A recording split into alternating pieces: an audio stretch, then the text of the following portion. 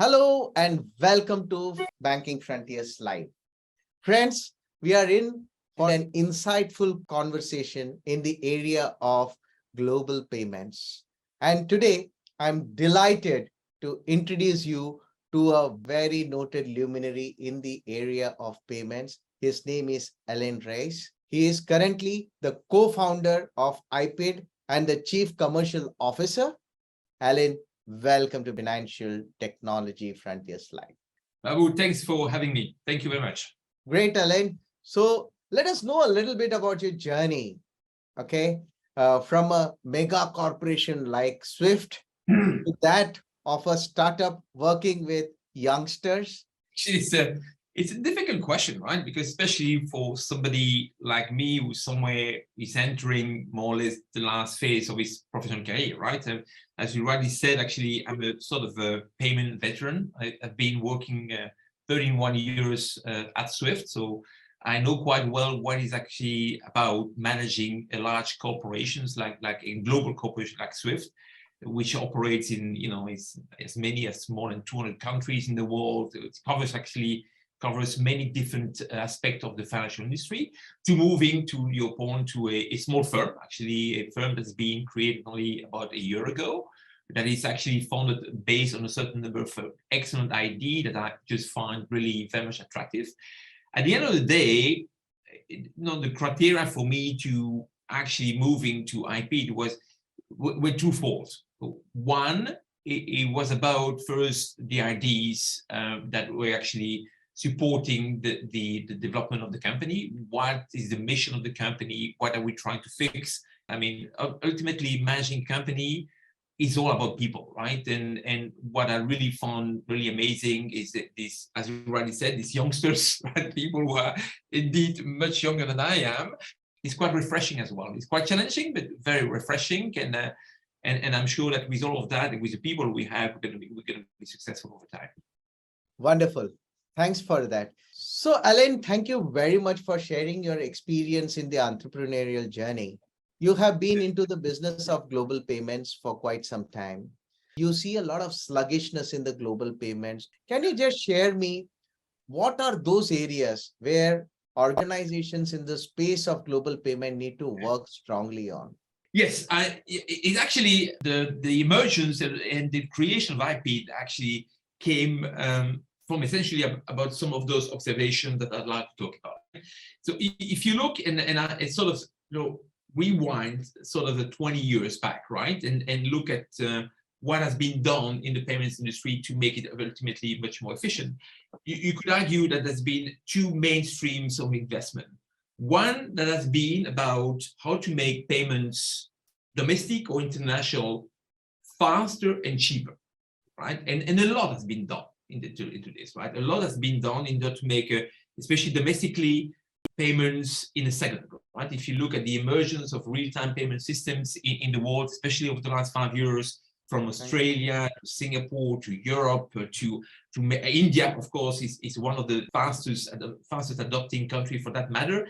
A lot has been done from that point of view, right? And I would argue that domestically, even actually the industries have managed to connecting all the dots to make actually the experience of speed in domestic environment a lot better than it is today, right? So that's very clear. Making also cheaper it's been actually many aspects done as well. I mean, I used to be living in Singapore for 11 years until 6 years ago. Payments were delivered locally in 2 days, and you had to pay for something. Today, a payment is delivered domestically in a second, and you don't pay anything. So actually, they managed to come up actually to providing that sort of experience of a domestic payments that is actually literally for free. Europe has moved a long way into this as well. Interesting perspective. I think you have put all your experience that you have gained over last 31 years into this particular question, trying to gauge what has been the difficulties and complexities in this world of global payments. With the way that you see technology evolving over the last few years, right? That keeps accelerating, by the way. It's much more about how can you help people aligning their rules, their regulations, and all of this, so that you can fully benefit from the advantage of new technologies. That's the key question. Absolutely. And banks per se or financial sector per se is very, very cautious about adopting any new technology because anything that is not broken need not be mended and let it go the same way, right? Now, let us come a little bit into the Eureka moments of payment. Now, in India, for example, you have had the Eureka moment of payment called as the UPI, which Yes. has then empowered people to do payments in an instance. Yeah. And I think instant payment has become a reality even in North America today, or of course in Singapore and in Asian countries, it has never been a problem, or in China for that matter. But when you come to this dream of achieving instant global payments, Yeah. how far are we? Can we see it in our lifetime? Well, it all depends actually, how old you are, right? Like, you want to see in your lifetime. I don't.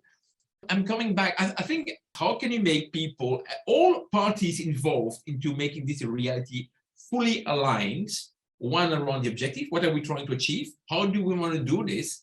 And more importantly, what do we need to do to fully align all the rules, regulation, practices that you have in each every countries, okay, to make this a reality, right? And that's gonna be a problem. On the top of that, you know also that many companies have that dream. If that alignment in between objectives, requirements, obstacles, and especially how to align rules, practices in between each and every countries, that could happen. What makes this really possible in a country like India with the UPI initiatives, right, is that somewhere, I mean, you had also the alignment in between the requirements and the objective to make this, real-time payments a reality, right? But also the alignment around the objective to increasing, inclusiveness. Do we have, for instance, in Europe, a systems like in India, where, I mean, you can pay through this unique, UPI-like systems? We don't have that. Do we have a mechanism in Europe for QR code interoperability that enables anybody to pay to another country within the European zone through a QR code? We don't have that. Correct. The complications are immense.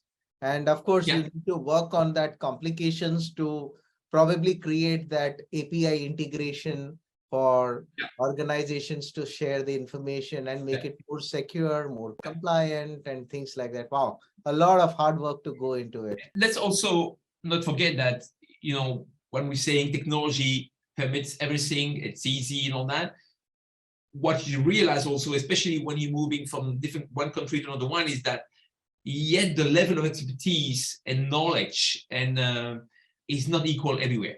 How are you trying to simplify the global payments using IPID as a platform, and what have you done actually to make this? It's a little bit about what I talked about at the early stage of the discussions, Babu. What we found in our observation studies and all that is that, again, there is actually little interoperability in between data that are necessary of the payee to make payments, right? So IPID is not a company that is focusing on payments. Actually, our name is IPID, which stands for International Payments ID. Actually, we don't do payments at all, right? I mean, we are providing systems and a platform that we hope over time should be able to improving the client experience by precisely creating interoperability mechanism about the data of the payee, right? Interesting. So you're creating a better transparency, better traceability, and an assurance to the payer that the payee is the right kind of person to whom the payment is going. Especially the last one, right? And in order to achieving this, our prime focus for the time being is enabling this, right? Is creating this corridor into which we can validate or fetching those data, right? So we're busy creating a certain number of corridors to start with. And then once you can get access to the data in different countries, then you can enable the clients to start validating or fetching data depending on the service they want to use. So with this unique service, how are you trying to fit into the existing ecosystem of payments? Okay. What kind of competitors you would see then in the near future? But let me first say something, right? I mean, it's not that I don't worry. I think competition is always good, right? I mean, it's forcing you to try to be even better, right? And forcing you to learn about how to keep improving permanently, constantly. I mean, the service that you have. So I do welcome competition in that space, right?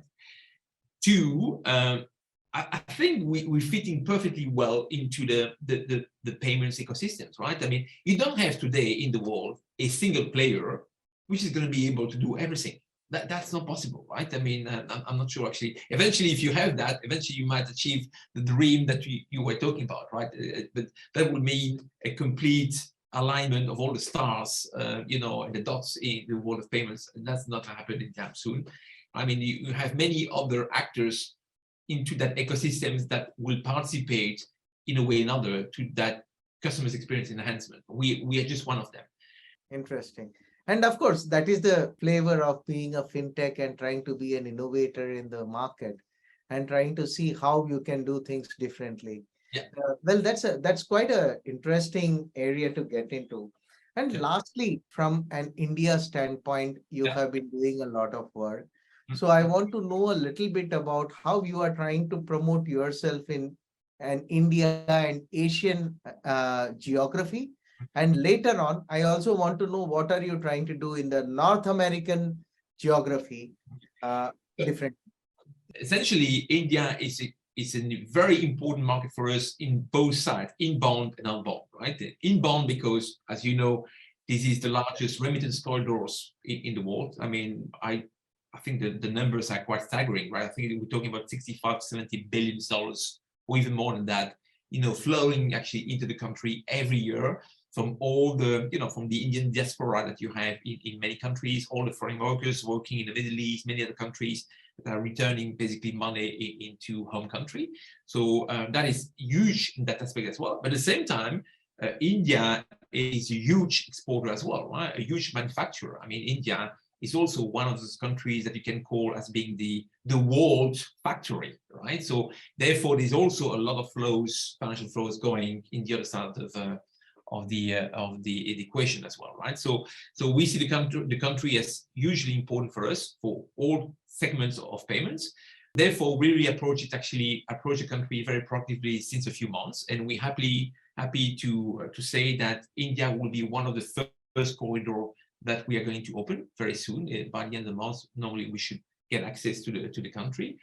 Same thing as well. Obviously, I mean, United States is the largest economy of the world, right?